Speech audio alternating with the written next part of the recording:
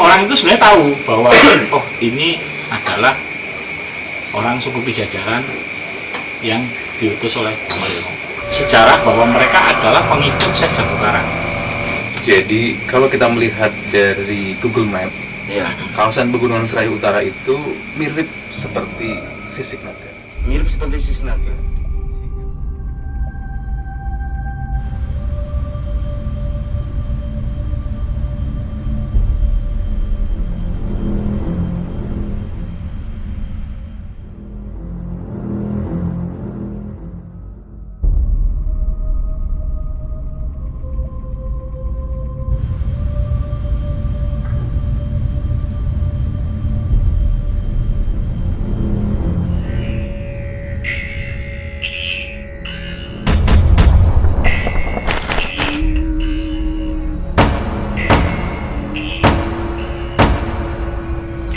Hidup adalah misteri.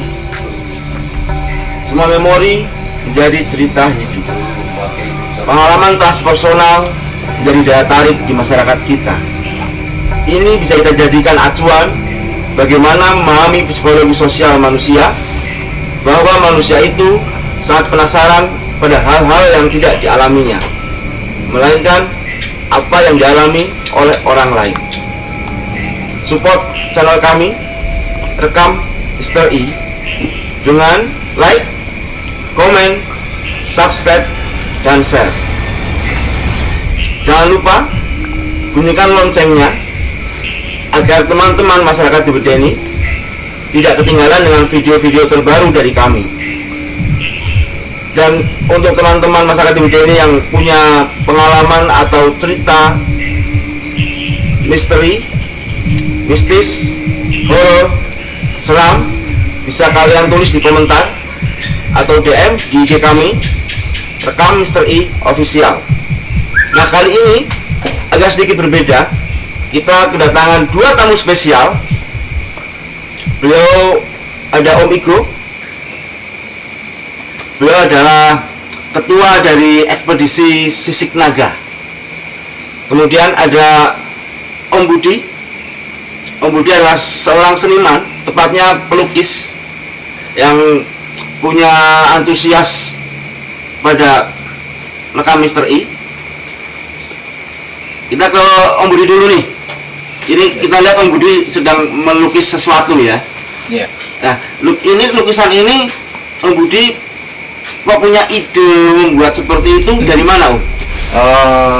Idenya itu setelah saya lihat Rekam Misteri di YouTube, itu saya terinspirasi. Itu dari part pertama sampai part 4 saya mengikuti. Terus saya ada pemikiran di kepala saya, di benak saya. Terus saya ingin menuangkannya di kanvas. Ya seperti inilah hasilnya. Ya sementara ini sedang saya kerjakan. Oke. Dilanjut dulu aja, Om. Ya. Oke, kita ke Bang Opik dulu nih. Dari episode kemarin, dari data-data yang Bang Opik ceritakan dan tentang suku Pijajaran yang katanya mereka berinteraksi dengan masyarakat sekitar yang menjual mori, terus masuk ke perkampungan, masuk ke rumah warga meminta sesuatu. Bang Opik mengacu bahwa mereka itu manusia, sedangkan masyarakat di sekitar Pegunungan Serayu Utara maksud saya, mereka berpendapat bahwa mereka itu siluman. Dan saya pernah bertanya pada salah satu teman saya yang sekitar rumahnya di sekitar sana. Begitu saya ceritakan, kamu tahu nggak tentang suku Pijajaran? Dia langsung menjawab, wah itu siluman. Dan itu saya bertanya, tidak hanya satu orang, tapi 3 atau 4 orang. Nah, dari Bang Opik sendiri ada nggak data yang lebih menguatkan lagi bahwa mereka itu manusia? Gini, menurut saya gini bahwa orang yang mengatakan memang ya sebagian besar masyarakat sana itu kalau ditanya ya sebagian besar mengatakan siluman. Permasalahan menurut saya dari apa yang analisa atau yang saya nilai ya dari kejadian itu adalah karena mereka sebenarnya kurang data. Mereka biasanya hanya tahu sepotong dan setelah itu diabaikan. Ya misalkan gini, ada orang lewat jalan yang menuju ya jalannya hutan itu, Siregol itu, kemudian malam-malam misalnya terjadi perjumpaan di situ, mereka minta rokok gitu ya. Terus sebenarnya mereka tahu ini orang Pajajaran gitu, mereka tahu. Nah dikasih rokok, tahu-tahu hilang. Nah kemudian itu jadi cerita, kok hilang ya? Padahal ngilangnya itu sebelumnya ada kejadian apa kan kita tidak tahu. Bisa jadi gini, orang itu takut. Umumnya takut berjumpa dengan suku Pajajaran. Nah dalam ketakutan itu mungkin dia tidak sadar bahwa dia sudah tinggal pergi atau gimana gitu. Nah jadi ada cerita bahwa ada salah satu desa di kecamatan antara Kertanegara kalau enggak Karanganyar gitu ya, daerah sana itu yang pingin nyalon menjadi kades. Kemudian orang itu sowan ke tempatnya Mbah Mariono gitu, tempatnya Mbah Mariono. Nah kemudian ya intinya minta doa restu lah, meminta doa restu dan sebagainya. Kemudian calon kades ini pulang. Beberapa hari kemudian dia kedatangan tamu itu memperkenalkan diri, katanya dia diutus oleh Mbah Mariono gitu. Nah orang itu sebenarnya tahu bahwa ini adalah orang suku Pajajaran yang diutus oleh Mbah Mariono, sampai di situ tahu. Nah setelah menyampaikan ngobrol terus kemudian orang itu menyampaikan sesuatu, entah apa itu ya, terus pamitan. Nah pada saat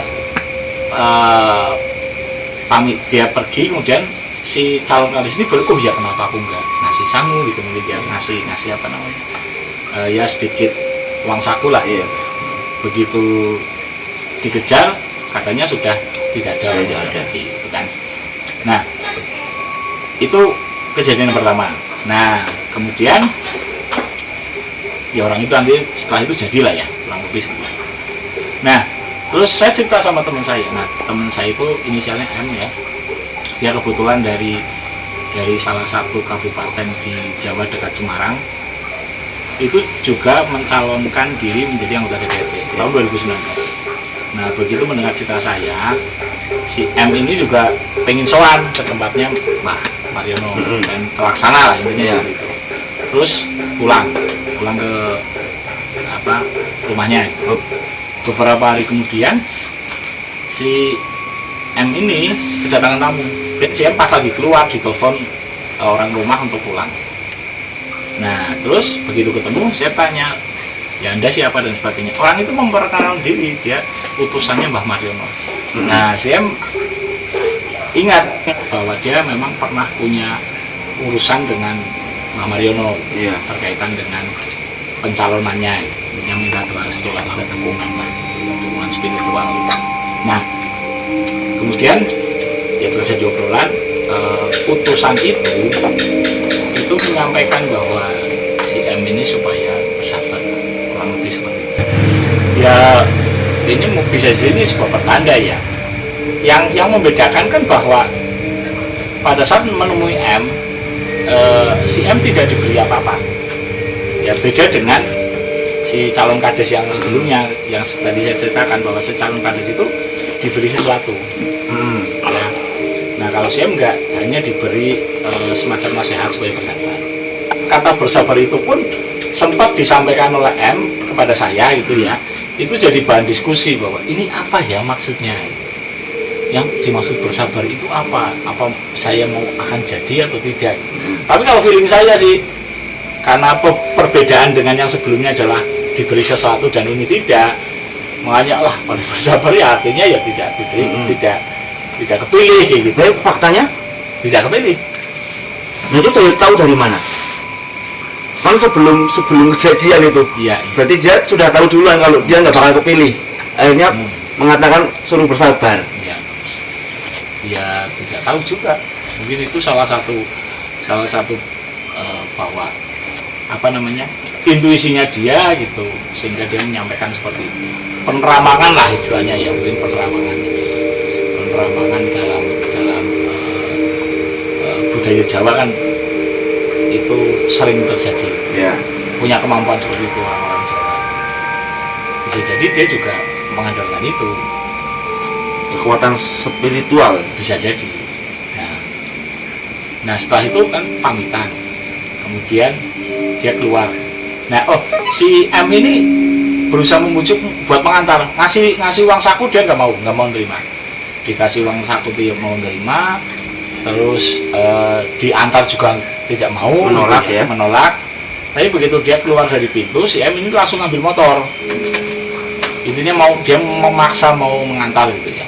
Nah di depan rumah itu, begitu keluar dari rumahnya si M ini, kanan kiri lorongnya cukup panjang. Kalau jalan ya pasti 5 menit gak cukup lah, sampai ke jalan besar. Nah ini si M ngambil motor, begitu keluar orangnya sudah nggak ada. Nah itu bisa ngilang. Nah ada dua kemungkinan ya. Yang pertama mungkin si M ini mempersiapkan motornya cukup lama, bisa ya mungkin lebih dari 5 menit mungkin.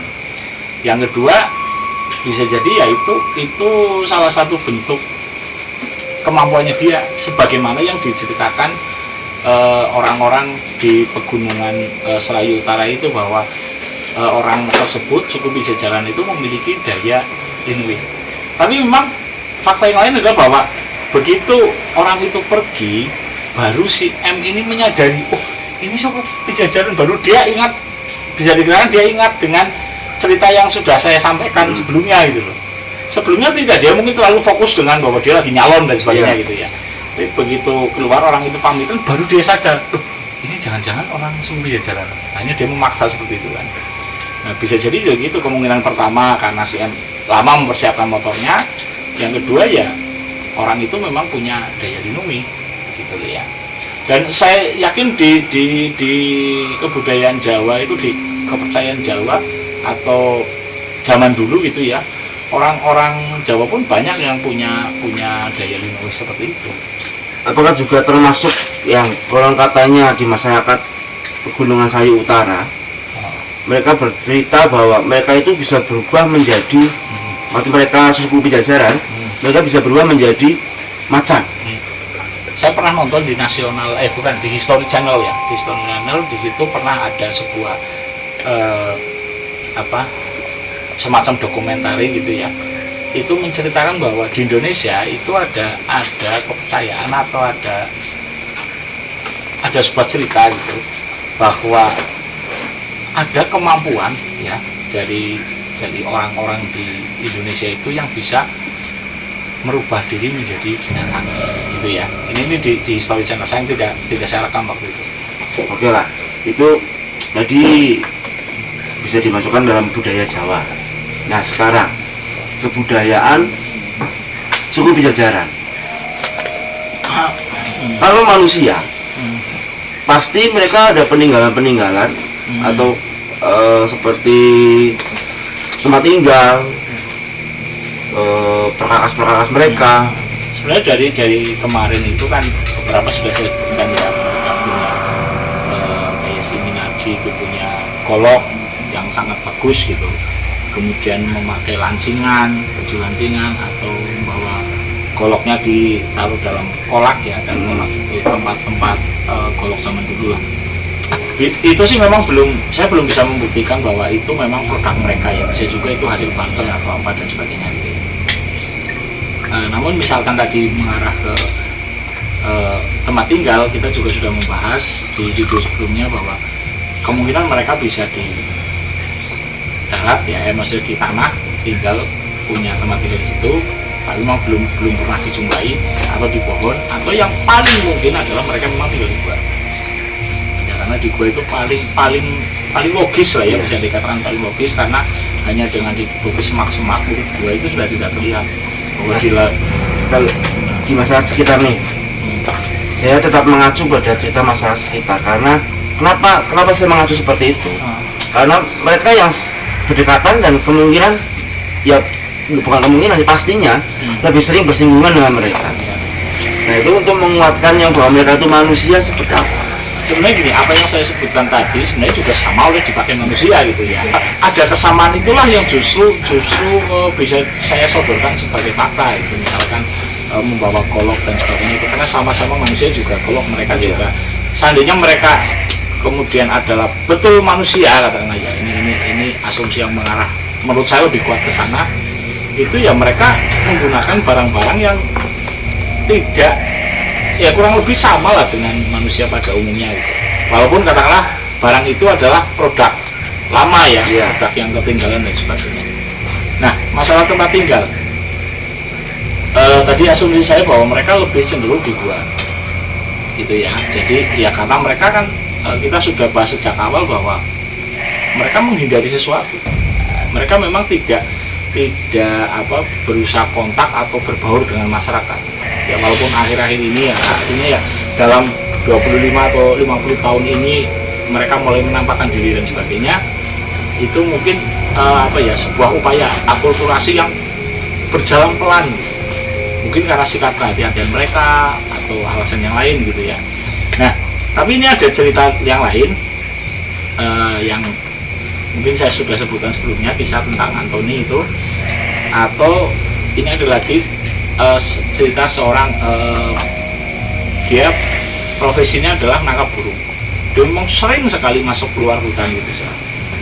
Nah, orang ini namanya Kuming itu memang warga setempat juga sudah mengatakan bahwa Kuming ini bersahabat atau sudah dianggap saudara oleh suku Pijajaran. Dan Kuming itu juga sering bercerita kepada rekan atau tetangga atau penduduk desa bahwa dia beberapa kali sudah diajak masuk ke sana, diajak ke kampungnya. Dan kampungnya katanya ya seperti kampung di desanya, kurang lebih seperti itu ya. Cuma dia tidak menceritakan detailnya. Nah, hanya suatu saat sebentar, bahwa sebelumnya dia itu kalau ke sana itu masih diundang terus bareng-bareng masuk. Karena sering si Kuming ini menandai bahwa sebelum sampai ke kampung itu dia ketemu pohon apa, hutan yang seperti apa. Karena si Kuming ini sering sekali ke hutan, dia jadi apa. Suatu saat dia berinisiatif ingin datang sendiri tanpa undangan. Ya, dia memang menandai beberapa tempat. Jadi ada pohon, ada batu atau apa gitu, atau semak-semak itu, dia hafal. Jadi setelah melewati itu katanya dia mau masuk hutan, masuk kampung. Tapi pada saat dia berinisiatif sendiri untuk masuk, ternyata dia hanya menjumpai hutan, tidak ketemu. Nah itu kenapa nggak ketemu? Nah. Padahal si Kuming kan sudah sering bolak-balik ke sana. Berarti jalan kan sudah hafal, apalagi dia sempat menandai. Iya. Kok bisa sampai nggak ketemu? Nah, artinya jawaban yang bisa saya jangkau adalah bisa jadi memang mereka menguasai teknologi kamuflase. Nah, mungkin jawabannya kayak gini. Agar kita bisa nyambung ya. Iya. Jadi gini. Kalau kita dari video-video sebelumnya bahwa suku Pijajaran itu lebih dekat kepada kejadian sejarah bahwa mereka adalah pengikut Syekh Jambu Karang. Karena Syekh Jambu Karang kemudian masuk Islam, mereka tidak mau masuk Islam, masih ingin mempertahankan kepercayaan lama, mereka mengasingkan diri. Nah, Syekh Jambu Karang sekitar tahun-tahun berapa sih, mungkin Mas Igun mungkin bisa sedikit menyebutkan. Antara abad 11-12 ya. Nah, waktu itu mungkin belum masuk ya, kolonialisme belum masuk ya. Mereka mengasingkan diri. Kemudian kolonialisme masuk, kolonialisme Belanda lah katakanlah ya, itu kan menjajah Indonesia. Kemudian juga mereka melakukan secara tidak langsung memberikan pendidikan, memperkenalkan metode pendidikan Barat. Ya misalkan mungkin ya kayak ilmu tentang matematika, fisika, kimia gitu ya, tentang ilmu kesehatan dan sebagainya itu kan diajarkan. Jadi pola pikir waktu itu Indonesia, pola pikirnya masyarakat adalah digiring ke arah sesuatu yang sifatnya logis gitu ya. Metodologinya seperti itu. Metode pendidikan ala Barat lah, katakanlah seperti itu. Nah, mereka suku Pijajaran yang mengasingkan diri bertemu dengan sesama orang Jawa waktu saja mereka tidak memang berusaha menjauh gitu ya, apalagi ketemu dengan orang asing. Nah, sementara mereka suku Pijajaran itu kan sama-sama manusia dengan kita. Ya, artinya sama-sama Homo sapiens lah. bisa dikatakan seperti itu. Artinya volume otak, intelijensia kurang lebih sama. Pada saat penduduk di Jawa ya, atau di area kita ini mulai mengenyam, dikenalkan dengan pendidikan ala barat, mereka kan tidak. Iya. Sementara mereka punya kemampuan intelijensi yang sama. Tapi apakah mereka kemudian diam, tidak mengembangkan apapun? Kan tidak. Pasti mereka pun mengembangkan pengetahuannya sendiri, dengan cara sendiri, dengan cara yang berbeda dengan kita. Iya. Ya, tidak diam saja itu nggak mungkin lah. Pasti apa yang dikembangkan? Kalau setahu saya sebelum Belanda masuk ya, kita lebih banyak mengolah batik kan. Mungkin itu yang dikembangkan, sehingga dari situ akan muncul pengetahuan, atau akan berkembang pengetahuan atau teknologi dengan cara mereka gitu. Beda dengan kita menghasilkan misalkan mesin jahit ya, kemudian menghasilkan sepeda motor, mesin pemintal misalkan seperti itu. Mereka kan tidak, mereka mengembangkan sesuatu yang lain gitu. Nah, jadi dalam perkembangannya, apa yang mereka kembangkan, apa yang mereka pengetahuan yang mereka dapatkan atau teknologi yang mereka kembangkan itu, menurut kita bisa jadi itu sesuatu yang gaib. Misalkan tadi ya, jadi berubah jadi harimau, atau bisa berjalan dengan cepat di hutan atau dan sebagainya, itu bagi kita menjadi sesuatu yang gaib karena kita tidak mengembangkan itu, gitu kan? Yang sama, mereka juga menganggap kita seperti itu. Pada saat pertama kali ada motor ke daerah sana, mungkin mereka pun sangat takjub. Wah, apakah itu kekuatan apa sehingga bisa mengendarai kendaraan yang bukan makhluk, gitu ya, benda, terus suaranya begitu keras dan sebagainya. Bisa jadi mereka menyangka kita pun menghasilkan sesuatu yang gaib karena mereka tidak tahu teknologi itu. Nah, seperti itu loh. Bang Oping mengatakan bahwa mereka sama seperti kita, sama-sama manusia. Ya. Ciri fisik mereka dengan kita beda. Kalau sama-sama manusia, kok kenapa mereka beda? Nah, kalau itu saya melihatnya begini. Mereka ternyata berada di kawasan hutan yang konturnya itu sangat rapat. Ya, kalau dalam ilmu topografi itu, mereka tinggal di daerah yang terjal, berbukit-bukit, dan bisa dikatakan terjal dan sangat terjal gitu. Padahal normalnya manusia ya, selama dia tidak memiliki ancaman, itu dia akan memilih di daerah yang dekat air jelas. Yang kedua, daerahnya datar, bukan daerah yang sulit. Tapi mereka ternyata memilih daerah yang sulit, ya, yang terjal gitu. Nah, ini sebenarnya ada sampel yang lain yang mungkin sudah saya sebutkan sebelumnya. Di Sulawesi pun ada suku Bela atau suku Mela, itu mereka tinggal di daerah yang curam gitu ya, yang terjal gitu, berbukit-bukit itu, konturnya rapat. Dan mereka pun ternyata berjalan dengan cara jinjit istilahnya. Jadi dengan cara tumitnya diangkat. Hampir sama. Nah, sebenarnya ini juga sama dengan prinsipnya orang naik manjat tebing ya, atau manjat tebing itu kan juga di daerah yang sangat terjal gitu. Maksudnya di tebing-tebing yang terjal itu kan tidak menggunakan kaki empuk, tapi hanya menggunakan, bisa dikatakan, ujung kaki saja. Ya. Nah, itu ya, karena untuk mensiasati daerah yang terjal. Nah, itu. Nah, mengenai Viltrum, bisa jadi mungkin ada ya, kayak kita kan pernah Kita kan tahu ya, Viltrum itu adalah sebuah titik awal dari pembentukan wajah. Kalau masalah tumit mungkin karena evolusi, karena kondisi lingkungan mereka dan mereka berevolusi, bisa lah seperti itu. Tapi kalau Viltrum, memang ciri pertama yang paling mudah dikenali adalah tanpa tumit. Ciri yang kedua yang banyak dilaporkan warga adalah tanpa Viltrum. ya. Ciri yang ketiga adalah matanya cenderung besar. Tapi paling banyak dilaporkan adalah tanpa tumit. Oke, kita bahas yang masalah Viltrum. Saya menduga ini juga bisa merupakan kelainan genetik, ya, bahwa apalagi mereka kemudian mengasingkan diri. Jadi misalkan ada sebuah kesalahan genetik, ya akan terus-menerus terjadi karena mereka mengisolasi diri dalam kelompoknya saja. Mungkin berbeda kalau sejak awal mereka sudah kemudian campur dengan warga masyarakat pada umumnya gitu ya, seperti kita gitu yang memiliki filter, mungkin itu akan hilang. Bisa jadi seperti itu sih. Itu saya ada informasi juga di beberapa desa itu memang ada yang melakukan pernikahan. Ya ini era mungkin era sekitar 50 tahun di sini lah ya.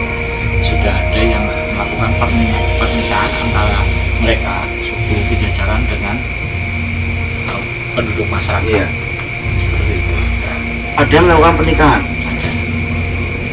Berarti secara garis besarnya kalau sampai mereka menikah, mereka itu manusia sama seperti kita. Saya yakin seperti itu.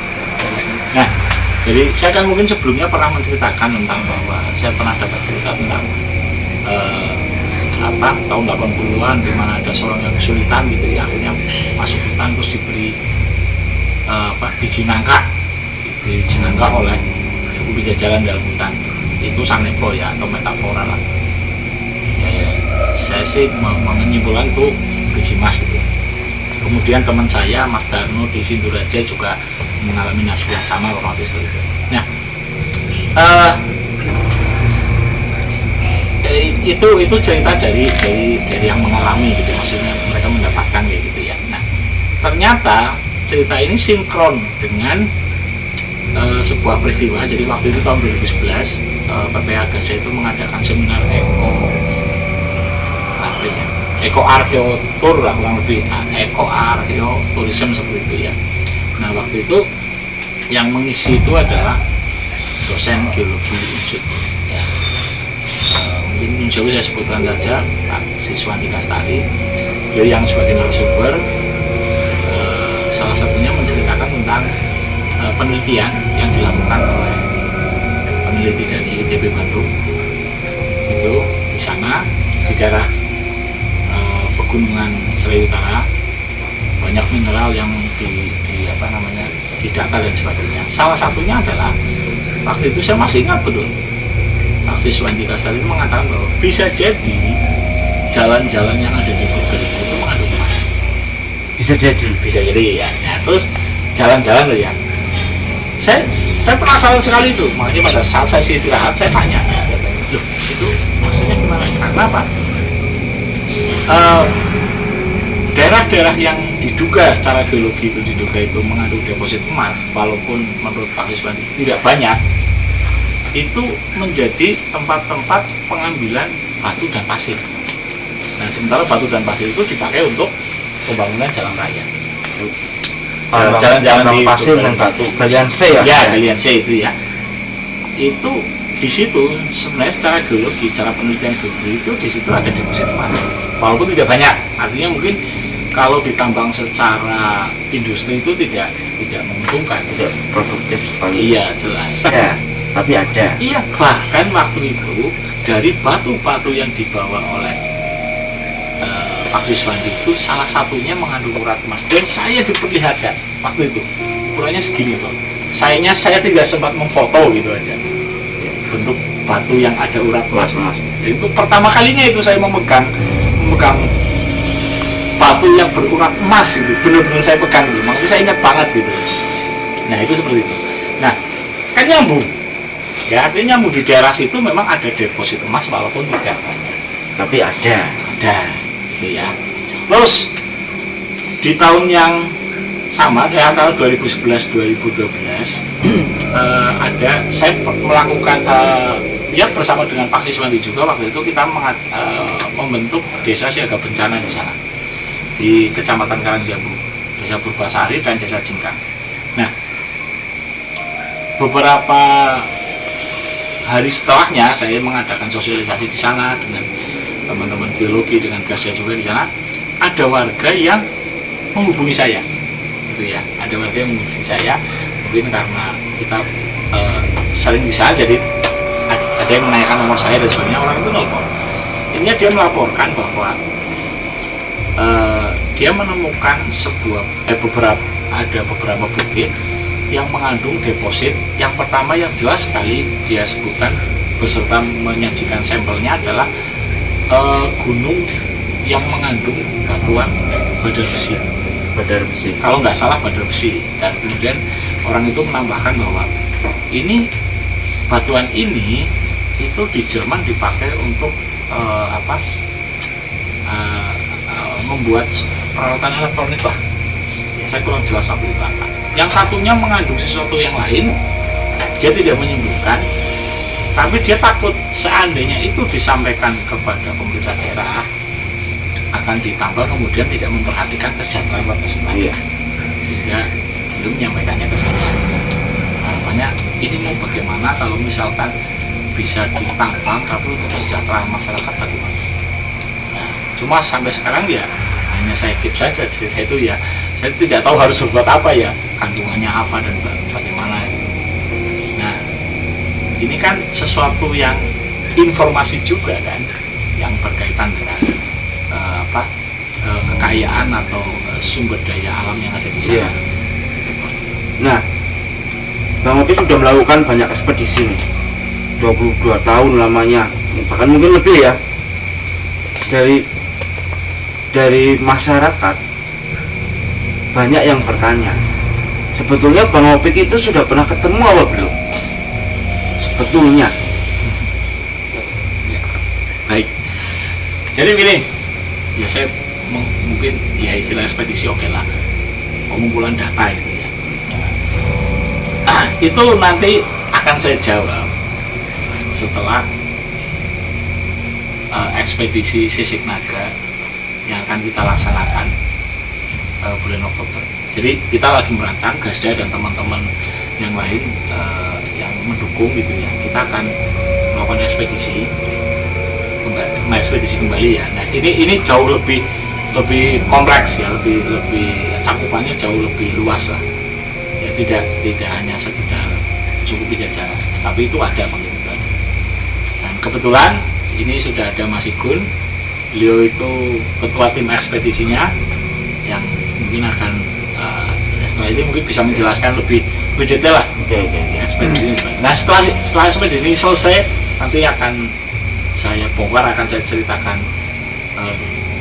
berkaitan dengan pertanyaan. Oke, kita ke Om Igo dulu nih. Siap. Om Igo kan di sini sebagai ketua ekspedisi Sisik Naga. Sisik Naga itu sendiri sebetulnya apa Om? Atau visi misinya Om Igo buat menjalankan ekspedisi Sisik Naga itu seperti apa? Oke. Jadi kalau tadi seperti paparan Kang Opik, jadi kalau kita melihat dari Google Map, Ya. kawasan Pegunungan Serai Utara itu mirip seperti Sisik Naga. Mirip seperti Sisik Naga. Sehingga kita menyebut itu Pegunungan Sisik Naga. Dan kita akan menggelar ekspedisi Sisik Naga. Sebenarnya itu untuk mengungkap kekayaan hutan alam yang masih tersisa di Purbalingga di situ. Jadi itu kami sebagai pecinta alam melihat bahwa itulah benteng terakhir hutan alam di Purbalingga. Nah, kami perlu untuk bisa mengetahui tentang hal itu. Nah, ada tiga poin sebenarnya yang bisa kita eksplor dari ekspedisi nanti yang akan kita laksanakan. Yang pertama dari sisi biologi, kita pengen mendata kekayaan hayati yang ada di sana, baik satwa, flora maupun fauna. Ya. Jadi apa yang ada di sana kekayaan itu akan kita data, kita eksplor, kita dokumentasikan. Itu yang pertama. Yang kedua dari sisi geologinya, Bang. Karena kita tahu data secara kasar ibaratnya banyak mata air yang menjadi hulu sungai di Purbalingga dari situ, dari Pegunungan Sisik Naga. Dari pegunungan itu. Ya, dan tempat itu merupakan water catchment area, tempat penyedia air bersih yang mengalir yang kita konsumsi bagi sebagian besar orang yang ada di Purbalingga. Ya. Artinya pegunungan tersebut sangat penting dari sisi geologi karena kita tergantung suplai air di sungai maupun suplai air bersih kita. Itu yang kedua.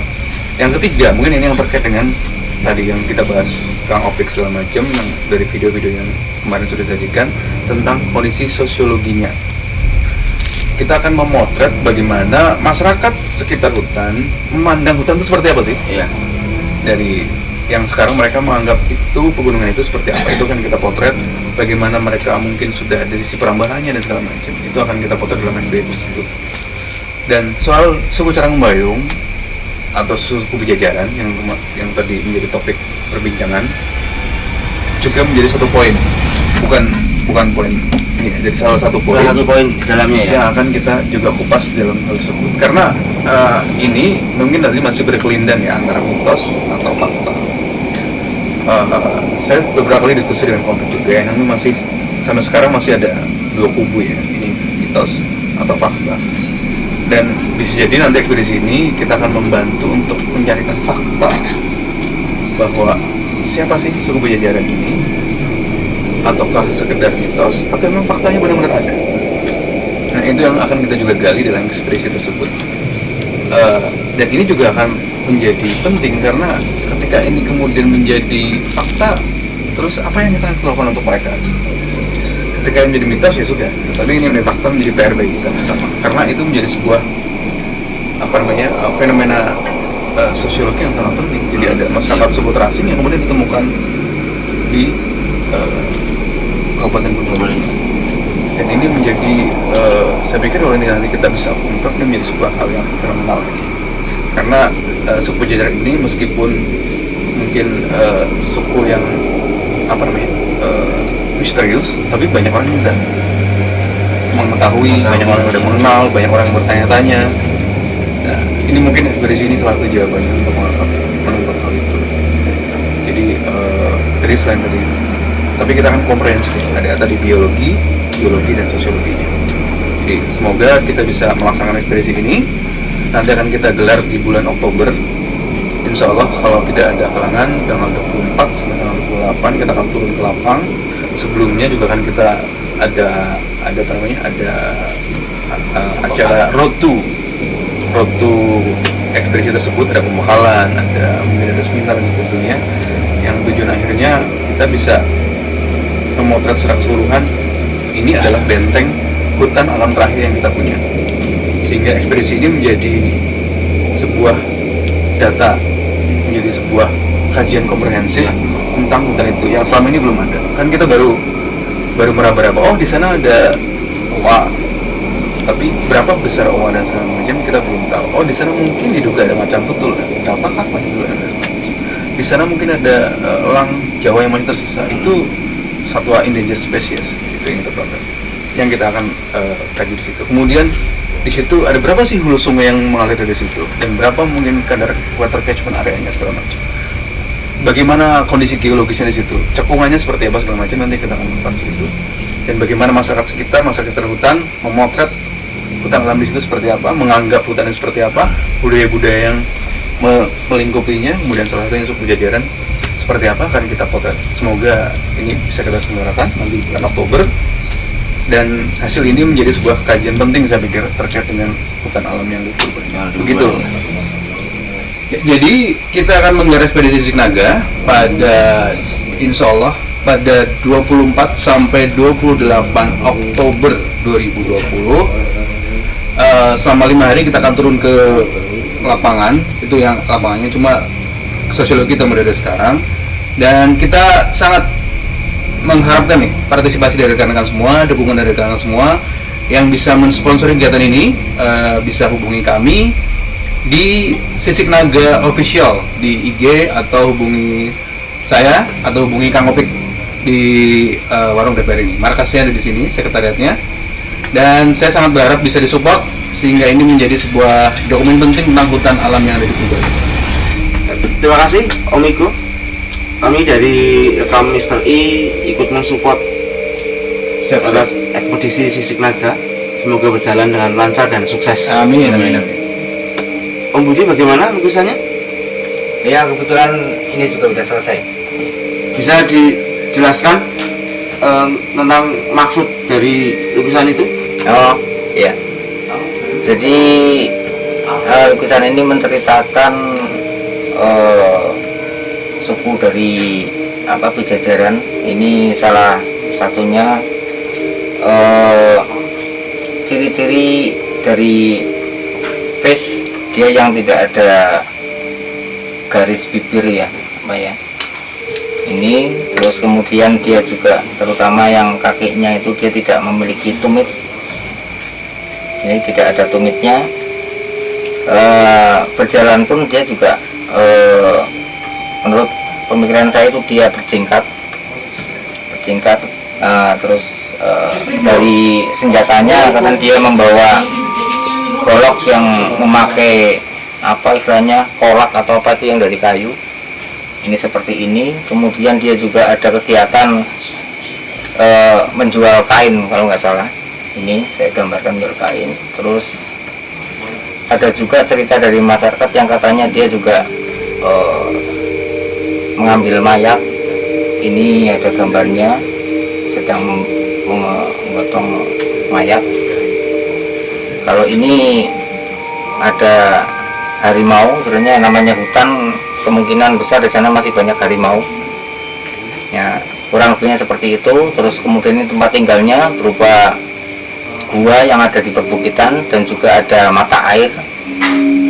Jadi tempat istilahnya kehidupan yang istilahnya normal. Ya, kurang lebihnya seperti itu.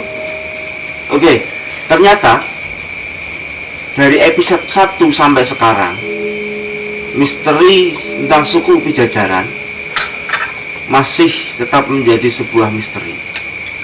Jawabannya nanti setelah ekspedisi Sisik Naga berhasil diselesaikan. Support channel kami Rekam Mr. I dengan like, komen, subscribe, dan share. Selamat di Weden.